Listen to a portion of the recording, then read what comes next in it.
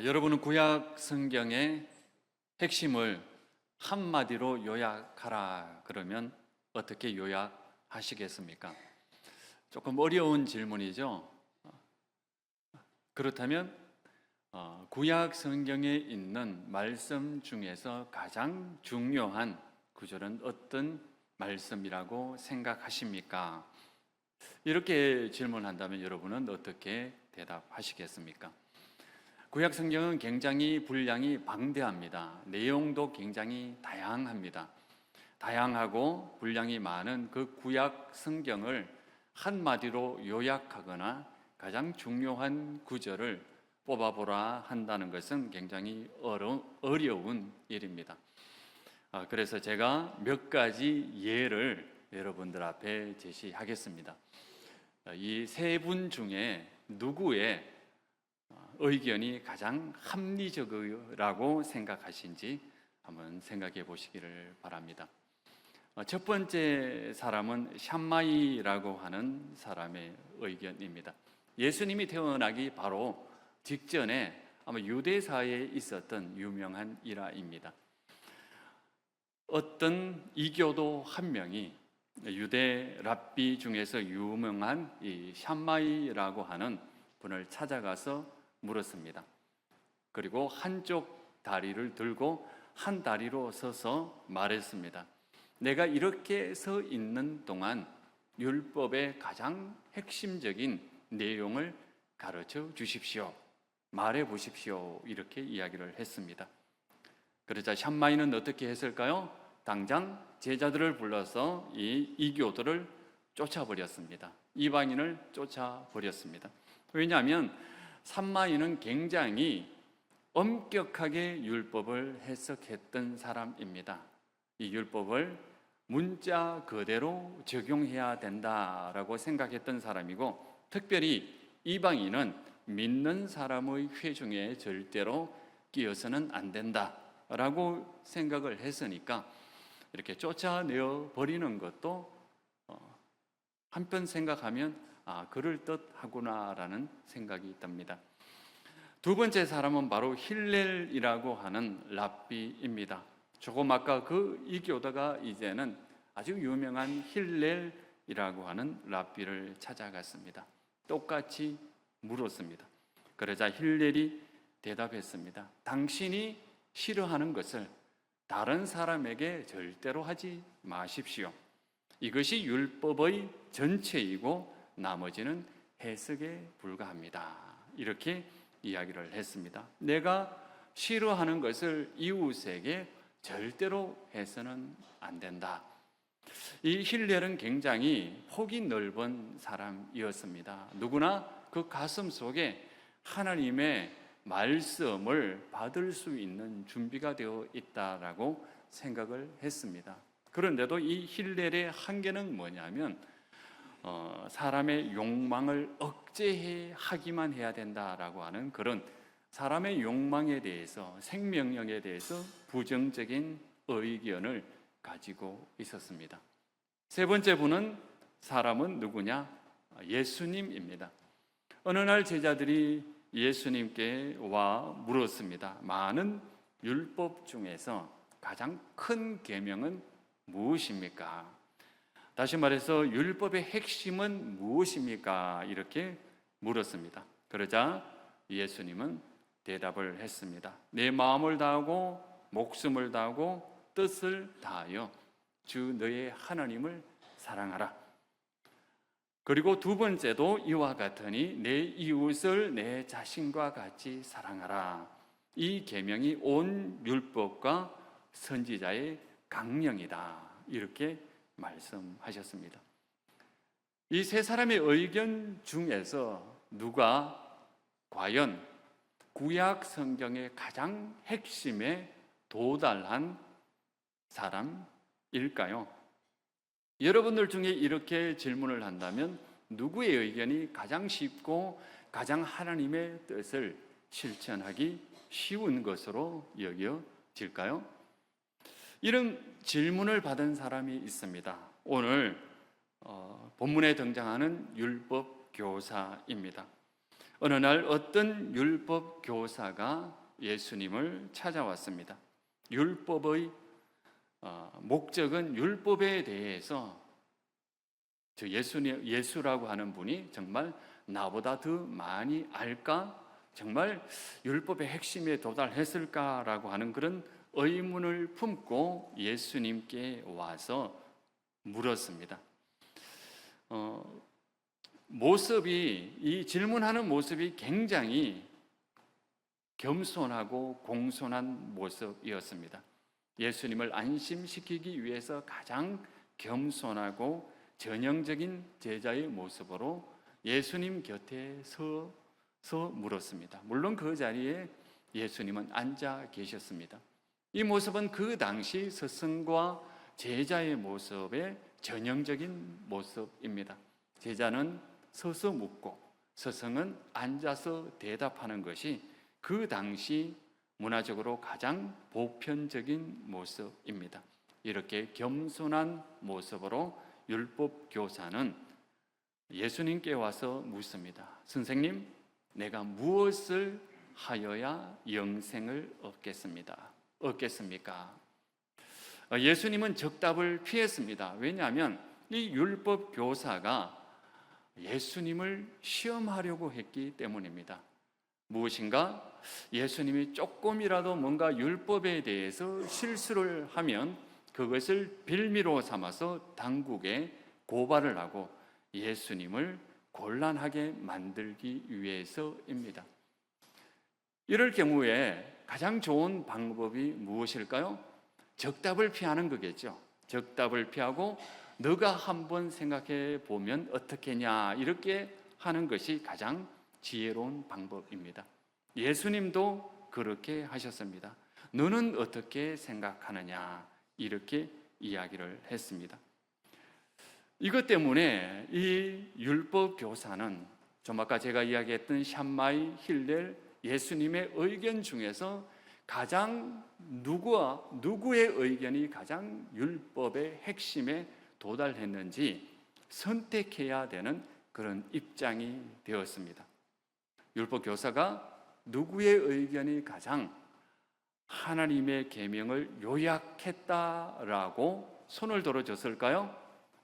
예수님이죠. 예수님의 의견이 율법을 가장 잘 요약한 것이고 핵심을 말했습니다 라고 이야기를 했습니다. 26절 말씀에 나와 있습니다. 26절 말씀에 예수님께서 물었습니다. 율법에 무엇이라 기록되었으며 내가 어떻게 읽으느냐? 그러자 율법 교사가 대답합니다. 내 마음을 다하고 목숨을 다하고 힘을 다하고 주 너의 하나님을 사랑해라. 그리고 내 이웃을 내 몸과 같이 사랑하라 라고 대답을 했습니다. 이 율법 교사는 힐렐, 샴마이 그리고 예수님의 이야기를 너무나 잘 알고 있었던 사람입니다. 나름대로 율법을 굉장히 열심히 연구했고 당대 여러 학자의 의견에 청취를 했고 그리고 나름대로 열심히 율법을 사랑하는 마음이 있었기 때문에 이미 다 알고 있었던 내용입니다. 그런데 이 사람은 전국적으로 예수님의 의견이 가장 좋은 의견입니다. 이렇게 대답을 했습니다. 예수님 앞에서 당신이 가장 뛰어난 지혜로운 사람입니다. 라는 것을 고백하게 된 것입니다. 그러자 예수님께서는 28절 말씀에 이렇게 대답을 합니다. 예수께서 이르시되 내 대답이 옳도다. 이를 행하라. 그러면 살리라. 이 말씀은 어떤 내용을 포함하고 있습니까? 이 율법 교사가 예수님의 그 말씀을 통해서 고백하는 것은 율법을 굉장히 잘 알고 있지만 아직까지 그 율법을 실천하고 있지 못했다는 것을 고백하고 있습니다. 율법을 사랑하지만 율법을 온전히 실천하지 못했고 언제부터인가 율법이 너무 부담스럽고 힘들게 느껴졌습니다. 너무 큰 의무로 느껴져서 실천해 보려고 했지만 잘 되지 않았다라고 하는 것. 다시 말해서 내일은 어쩔지 모르지만 지금까지는 예수님의 그 말씀대로 율법을 온전히 실천하지 못했습니다 라고 하는 그것을 고백하고 있습니다. 한평생 율법을 사랑했고 또 율법의 의미가 무엇인지 계속 묵상했고 또 그것을 실천해 보려고 했지만 왜 이 율법 교사는 하나님의 말씀을 실천하지 못했을까요? 그렇게 율법을 사랑했다면 당연히 율법을 실천하고 있습니다 라고 고백을 해야 되는데 아직 그렇게 하지는 못하고 있습니다 라고 하는 그 마음을 들키게 되었을까요? 이것은 바로 이 율법 교사가 예수님께 한 그 질문을 돌이켜 생각해 보면 알 수가 있습니다. 25절 말씀은 이 율법 교사가 예수님께 한 질문입니다. 25절 말씀 우리 다시 한번 읽어볼까요? 25절 말씀입니다. 같이 읽겠습니다. 선생님, 내가 무엇을 하여야 영생을 얻으리까? 하반절 말씀이죠. 내가 무엇을 하여야 영생을 얻으리까? 이 질문, 얻으리까라고 하는 이 말은 이 한국어 번역으로는 잘 드러나지 않는 내용이 있습니다. 이 뜻이 뭐냐면 내가 어떻게 하면 영생을 유산으로 받을 수 있겠습니까? 라고 하는 말입니다. 유산을 받는다라고 하는 그 말은 선물로 받는다라고 하는 말입니다. 유산이라고 하는 것은 조상으로부터 땅을 물려받는 것을 이야기를 합니다. 그런데 유대 문화에서는 유산을 물려받는다라고 하는 그것은 하나님께서 주신 선물을 받는다라고 하는 그런 뜻입니다. 하나님께서 자신의 조상들에게 땅을 주셨기 때문에 그것도 선물로 주셨기 때문에 모든 유산은 하나님의 선물이다라고 하는 그 내용을 포함하고 있습니다. 영생을 선물로 받기 위해서는 무엇을 해야 합니까? 라고 하는 이 율법 교사의 질문은 잘못된 겁니다. 왜냐하면 하나님께서 내게 선물로 영생을 주셨습니다. 얼마나 감사한 일입니까? 내가 어떻게 하면 주님께서 주신 이 선물대로 온전하게 실천할 수 있겠습니까? 라고 하는 하나님을 향한 감사의 마음이 포함되어 있지 않기 때문입니다. 이 율법 교사의 질문을 정말 이해했다면 이 율법 교사가 예수님의 그리고 율법을 정말로 이해했다면 이렇게 질문을 해야 됩니다. 예수님, 제가 하나님으로부터 영생을 선물로 받았습니다. 얼마나 감사한지 모르겠습니다. 그래서 하나님의 계명을 실천하고 싶습니다. 무엇이 가장 중요한지, 무엇을 가장 먼저 실천해야 되는지 가르쳐 주십시오. 이렇게 질문해야 되는 것이 맞습니다. 그런데 이 율법 교사는 모든 것을 의무라고 생각했습니다. 내가 노력해야 되고 내가 쟁취해야 되고 내가 인정받아야만 되는 그런 것이라고 생각을 했습니다. 하나님을 사랑하는 것도 의무라고 생각을 했습니다. 여러분, 하나님을 사랑하는 것이 의무라고 생각해 본다면 이게 얼마나 답답할 노릇입니까? 예배를 한번 의무라고 한번 생각해 보십시오. 예배가 얼마나 힘들고 지루하고 빠지고 싶은 일이겠습니까? 귀에만 있으면 빠져버리고 싶은 것이 예배가 아니겠습니까? 이렇게 모든 것을 의무라고 생각했기 때문에 이 율법 교사는 진정으로 하나님을 사랑할 수 없었던 겁니다. 기도도 예배도 헌금도 내가 하나님께 드려야 될 의무고, 하나님께서 내가 그렇게 하지 않는다면 아무것도 내려주지 않을 것처럼, 축복하지 않을 것처럼 그런 생각에 짓눌려 있었기 때문에 기쁘고 즐거운 마음으로 하나님을 사랑하지 못했습니다. 이웃에 대한 사랑을 의무라고 한번 생각해 보십시오. 처음에는 열심히 아마 하려고 할 겁니다. 그런데 시간이 지나고 나면 그 이웃이 나의 노력과 수고를 다 헤아려 주지 않는 것 같고, 섭섭한 말을 하고 섭섭한 행동을 한다면 그 이웃이 이웃이겠습니까? 선물이겠습니까? 정말 자신의 모든 것을 다해 사랑할 수 있는 그런 대상이 될 수 있겠습니까? 이웃을 내가 사랑해야 될 의무라고 생각한다면 또 짐이라고 느껴질 겁니다. 정말 사랑하고 싶은데 사랑의 감정이 생기지 않는 그 대상을 자꾸 하나님께서 사랑하라고 한다면 사랑하지 못하기 때문에 오히려 죄책감만 더 늘어나게 될 것입니다. 이처럼 율법 교사는 모든 것이 의무이고 조건이라고 생각했습니다. 그래서 그의 인생은 계산하고 평가하고 또 그래서 사랑과 은혜는 그 중심에서 잃어버린 그런 생활을 하고 있었습니다.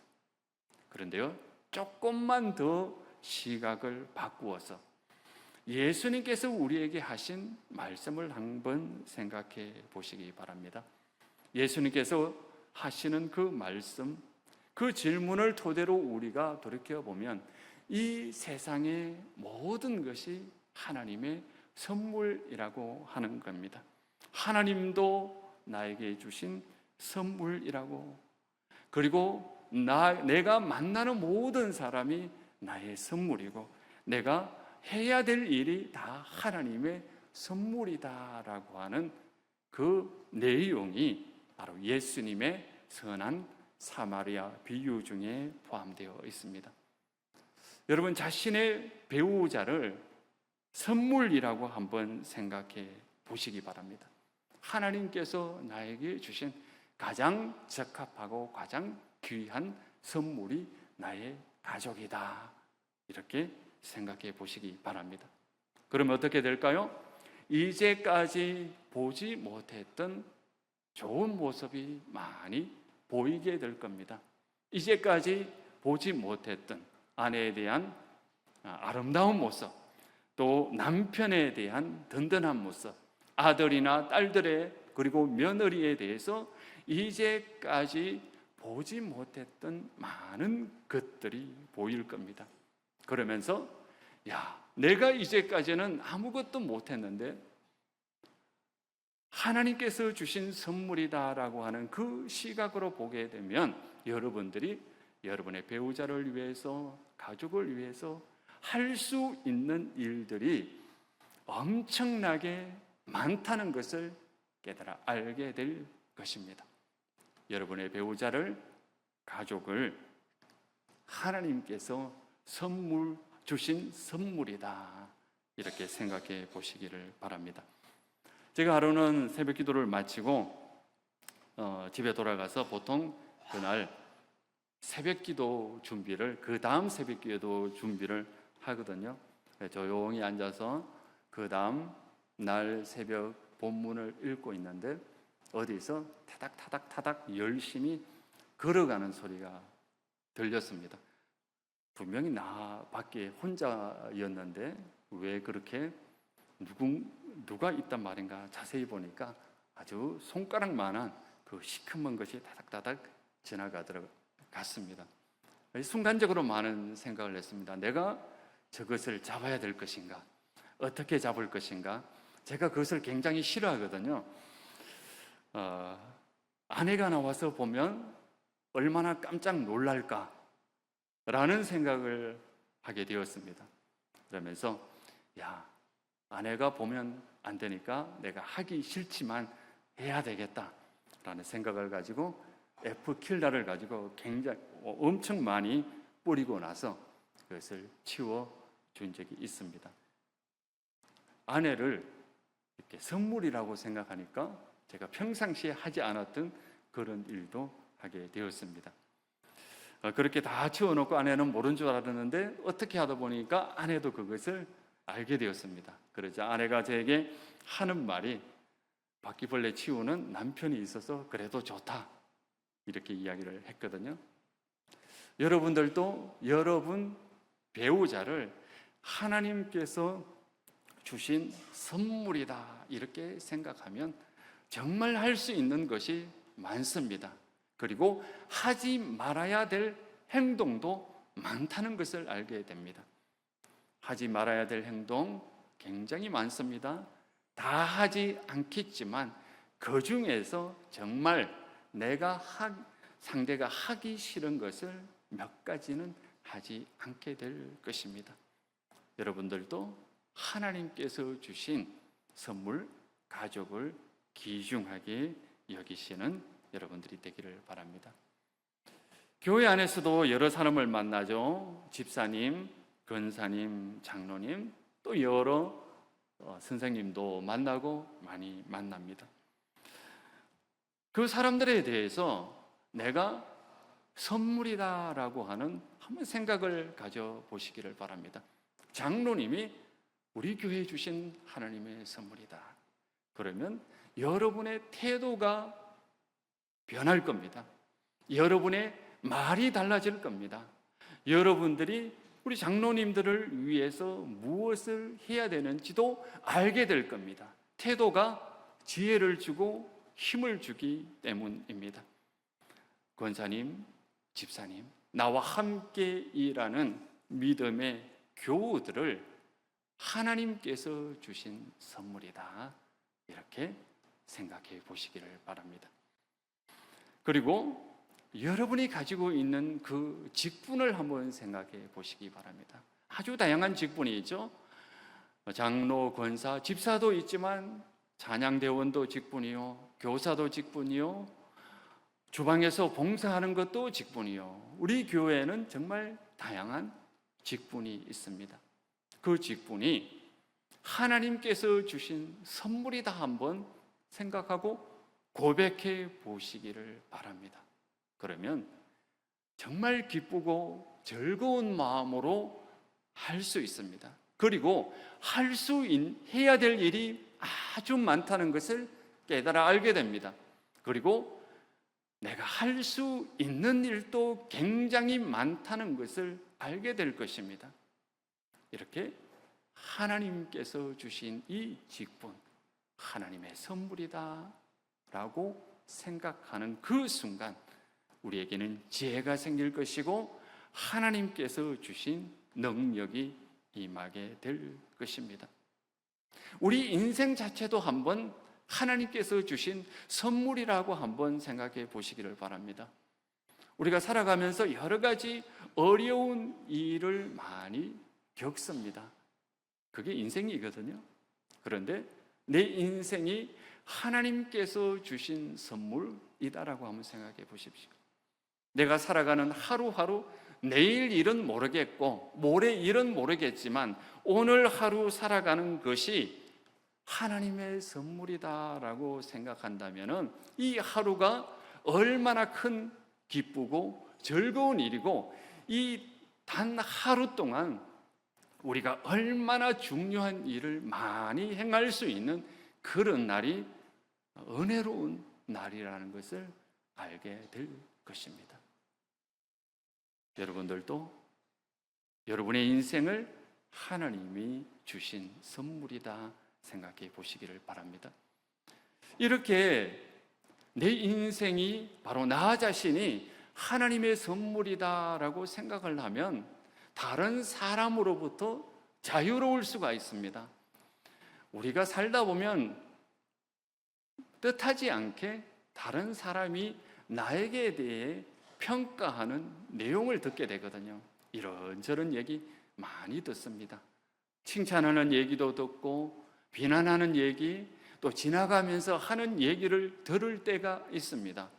그런데요, 내 인생이 나 자신이 하나님의 선물이다라고 생각을 한다면 다른 사람의 평가에 대해서 어느 정도 자유로울 수가 있습니다. 물론 육체의 한계를 가지고 있기 때문에 그렇게 하지 못하는 경우도 있습니다. 그런데요, 하나님께서 나에게 주신, 나를 사랑하시는 그 은혜를 생각한다면 그 정도는 다른 사람의 의견이 그렇게 중요하지 않다는 것을 깨달아서 자유스럽게 하나님께 감사할 수 있는 사람이 됩니다.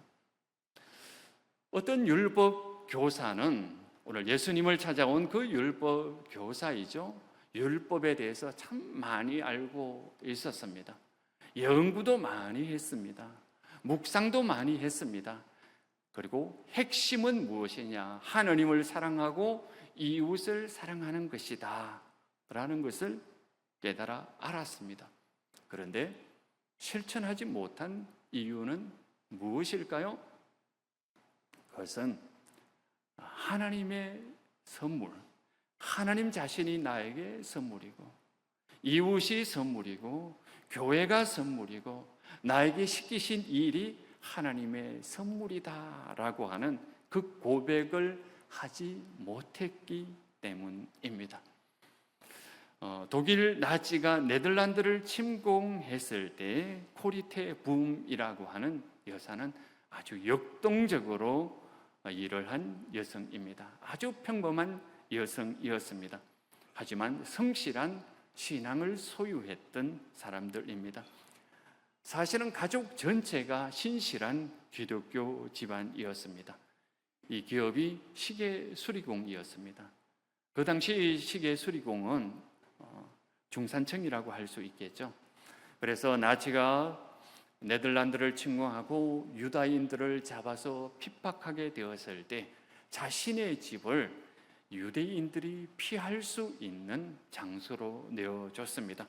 그 중에 이 코리 여사는 더욱더 열심히 단체를 결성해서 이 유대인들을 도와야 되겠다라고 하는 생각으로 열심히 일을 했습니다. 그래서 자그마치 800명이라고 하는 사람을 나치의 손으로부터 구출을 할 수 있었습니다. 그런데 불행하게도 1944년 2월, 그러니까 2차 대전이 끝나기 조금 전에 누군가의 밀고로 발각이 되어서 온 가족이 나치에 체포되었습니다. 자신의 아버지는 나치 수용소에 잡힌 지 10일 만에 하늘나라에 가게 되었습니다. 자기 언니도 그만 나치의 손에서 살아남을 수가 없었습니다. 그런데 우연히 행정적인 착오, 하나님의 은혜로 이 코리 여사는 살아남을 수 있었습니다. 그리고 전쟁이 끝나고 이 코리 여사는 이제 평화가 찾아왔지만 여기서 끝날 것이 아니라 우리 인류가 화해와 용서를 이루지 못한다면 다시 어려움에 빠지게 될 것이다 라고 하는 생각으로 평화와 용서와 치유의 사역에 온 생애를 헌신을 했습니다. 이 코리 여사가 한 말 중에 한 마디가 아직까지 가슴에 나와 있습니다. 제가 읽어드리겠습니다. 용서는 감정이 아닙니다. 그것은 의지의 행위이며 우리가 순종할 때 하나님께서 감정을 따라오게 하십니다. 이런 말을 했거든요. 코리 여사 입장에서 용서가 얼마나 힘들었겠습니까? 자신의 아버지도 죽었고 자신의 언니도 죽었습니다. 용서하는 감정이 먼저 생겨야 용서할 수 있다면 아마 한평생 이 코리 여사는 아무도 용서하지 못했을 것이고 용서 운동을 전 세계적으로 이끌어가기에는 너무나 역부족이었을 겁니다. 그런데 믿음과 신앙으로 먼저 용서를 결단했습니다.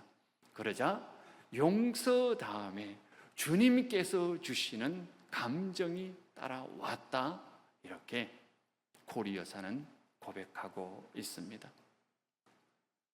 우리가 하나님의 은혜와 사랑 가운데 하나님을 기쁘고 즐거운 마음으로 섬기고 이웃을 함께 예배드리는 교우들을 즐겁고 기쁜 마음으로 사귈 수 있다면, 섬길 수 있다면 축복이겠죠. 그런데 코리 여사의 말을 빌어서 생각해 본다면, 우리가 믿음이라고 하는 의지를 가지고 내가 하나님을 사랑해야 되겠다라고 결단을 하고 이웃을 사랑해야 되겠다라고 하는 그런 결단을 하지 않는다면 주님께서는 거기에 따라오는 감정을 주시지 않을 것이다 라고 하는 말씀입니다. 우리가 먼저 하나님께서 주신 선물이다 라고 하는 그것을 깨닫고, 하나님도 선물이요, 가족도 선물이요, 이웃도 선물이요, 교우들도 선물이다 라고 하는 그 고백을 우리 입술로, 우리 의지로, 우리의 믿음으로 결단하고 실천한다면 그때에 그 이후에 하나님께서 기쁨과 즐거움을 주신다라고 하는 그 말씀입니다. 우리도 하나님을 사랑하기를 결단하고 우리 이웃을 사랑하고 가족을 하나님의 선물로 알고 결단하는 그런 우리 도평교회의 모든 성도들이 되기를 바랍니다. 그래서 주님께서 주시는 은혜와 사랑을 마음껏 누릴 수 있는 귀한 주의 자녀들이 되기를 바랍니다. 기도하시겠습니다. 하나님 아버지, 하나님 자체가 우리에게 선물이요, 우리 자신도 하나님의 선물이며 우리의 가족, 우리의 이웃, 우리 교회도 하나님의 선물이라는 것을 깨닫고 주님께 감사드립니다. 우리가 결단을 합니다. 하나님 아버지, 저희들에게 힘을 주시고 은혜와 사랑으로 이끌어 주시옵소서. 예수님 이름으로 기도드리옵나이다. 아멘.